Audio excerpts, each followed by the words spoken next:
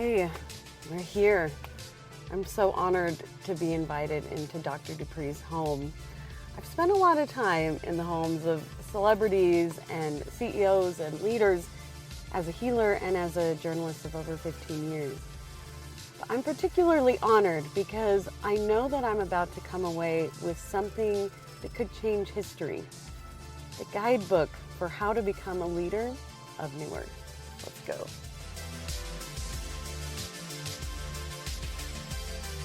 I'm the seventh of 7 children. Grew up in York, Pennsylvania. My dad passed away. We're actually going, these are my mom's ashes. My dad's are going to be in there with hers. My dad passed away last month, and he had a wonderful life. He was 94. I got to be with him the weekend he passed, and my sisters and we're all getting together to celebrate his life and spread his ashes next weekend. And my dad was a police officer. He had started his own construction company, finished high school, was in the military, never went to college. My mom finished 8th grade, never went to high school.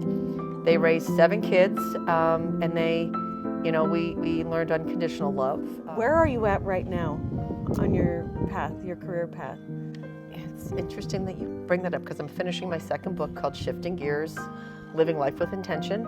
I had written the first manuscript and shelved it back in 2018. My dad wanted to read it, and he read it and loved it. So. Oh, your dad got to read it? Oh yeah, he got to read it. Oh, good. But I knew that it wasn't done. It wasn't ready to be published. And at the time, I was in the midst of a lot of turmoil within the health system out here in Arizona, and it really pushed me physically, emotionally, and spiritually.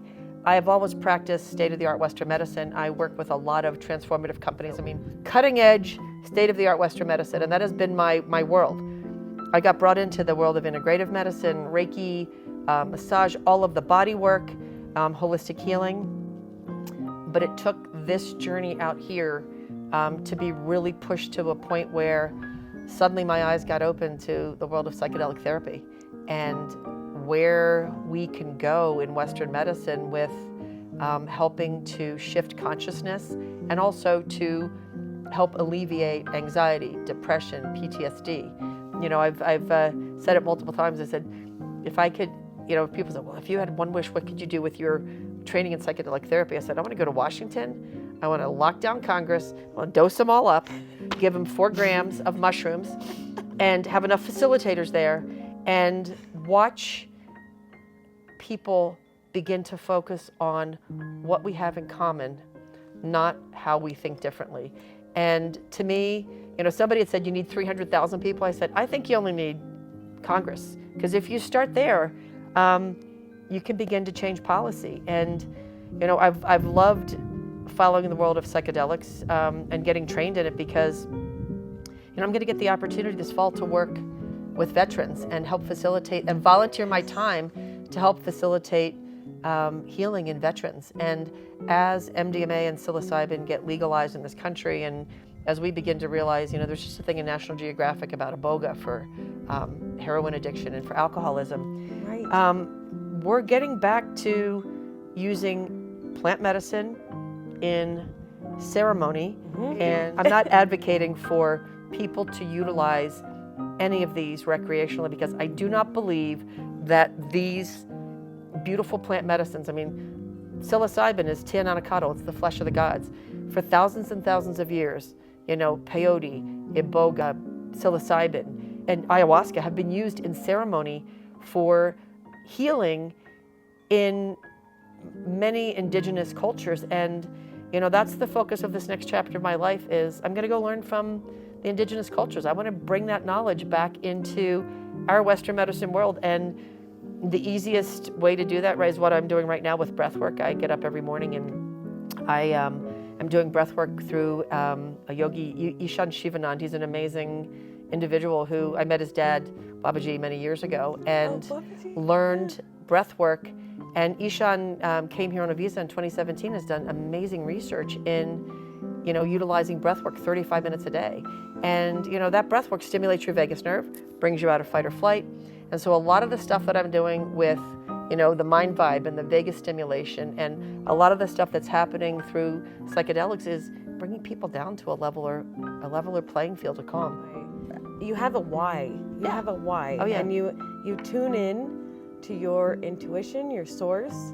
And I feel like the best leaders these days have a balance of higher consciousness and drive and like commitment to the higher good. Do you feel like that's accurate? Absolutely, and that's one of the things that somebody was asking me, like, besides the cancer community and the veterans and people that are suffering with depression, where do you think you can make the biggest impact? And I said, well, I actually believe that as psilocybin and MDMA become legalized, many C-suite leaders will want to take the opportunity to truly know who they are deep inside. Like what is their why? Like they know what their why is from got to make the ROI, you make your P&L work in your company, go out and be successful. But it's that combination of being successful without hurting another group. When you profit off of somebody else's downfall, or if anything that you're doing to make money is in any way harming another group, you've got to be able to see that. And I think that as leaders awaken to source and their deeper inner consciousness, I think the world can be a better place. And so you obviously do a lot of work to stay aligned, like your meditations and your practices and your family and your friends. I think you've really developed a lot of balance. I don't know how easy that is with your busy career. Balance is something that we have to create. You just don't find it in a box in the cupboard. And I got really out of balance in the, working in my Western medical world. I mean, taking care of way too many patients. I didn't take care of myself. And I know that if I don't create that balance for me, nobody else is going to do it. And that means that as women, we kind of suck at saying no. So for every yes, you need to put a no in your little bag of tricks so that you can bring that no out when you need to. Something that simple is so healthy for us women to hear. Like, yeah. And the other thing is, sometimes when something is a no, you can say hell no. Not going to happen. Because if there's something that you would never ever consider doing, that's the time when you give your definitive no. I'm not doing that. My dad instilled in every single one of us the exact same moral compass and sense of self-worth, where he said the only limitations you have in life are those you place on yourself. And so if you have limiting thought forms and beliefs, you're never going to accomplish something that other people might be afraid to do, might take a step back to do. And I've done that through my entire career up until, the NBC nightly news story that aired here last October. Healthcare. And they told her what? They couldn't find anything. Eventually, Pat saw breast surgeon Beth DuPree. I literally couldn't believe what I was seeing. It was screaming cancer. Advanced breast cancer. 2 years later, Pat was gone. Dr. DuPree had just moved to Sedona to develop a state-of-the-art breast center at NIH. Pat was just the first patient, she says, who came to her with a cancer missed on previous scans. These were misses that were not subtle. After the NBC nightly news segment dropped, I think it was about 6 weeks later, the Boston Globe had a story of a radiologist in New Hampshire who had missed a lot of cancers. And it was kind of like we kind of set the stage to be able to bring out the truth. You didn't let the noise affect your experience. I had people tell me, you shouldn't tell what happened in the health system out here, just because. And I said, here's the thing: the truth will speak for itself. And if you're not living in your truth, and you're not bringing the truth forward, you're going to be found out. But if you're living in your truth, then you got to be it. You got to do it. And to not live in your truth and let things pass by and not hold people accountable. And we do that a lot. We do that too much in society, where people aren't held accountable for what they do. And it's not about retribution. It's just about, we've got to live in a balanced world, and we're really out of balance right now.